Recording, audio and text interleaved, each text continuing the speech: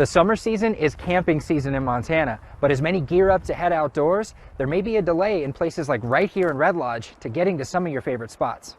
It's hard to remove the forest as being part of Red Lodge's economy. Outdoor recreation in Montana is plentiful.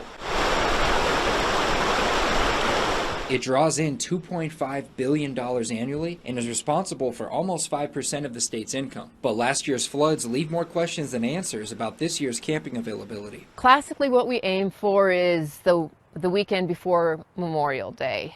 We try to get them open a little earlier, and some we have been able to get open. A better outcome than Annette Smits would have guessed 6 months ago. We're probably looking at more like 70 to 80% of our campgrounds will open on time or even a little bit early. Some of the road accesses in there might be a little rougher, a little bit more primitive, and you'll see some minor scouring. But overall, at least in terms of developed recreation campgrounds, we fared relatively well. Basin Campground host Sam Martinson admits he wasn't sure what to expect this year. I just wasn't sure what the cleanup was going to be like. And a lot of the cleanup, for the most part, was done here. So, I gave a lot of credit to the organization that does this. Flooding isn't the only thing delaying openings. A bear recently closed Greeno Lake. You just have to be bear smart. Make sure your bear spray is close. You got to make noise, talk, whistle if you're up on a trail. And make sure you protect your food. When they're at the campground, for instance, we have these bear boxes up here where they can store food safely. The other 20% of campgrounds still up in the air include East Rosebud and Woodbine near Nye. But ultimately, as summer kicks off, Montanans will just have to continue to roll with the punches as they enjoy the beauty of the Treasure State.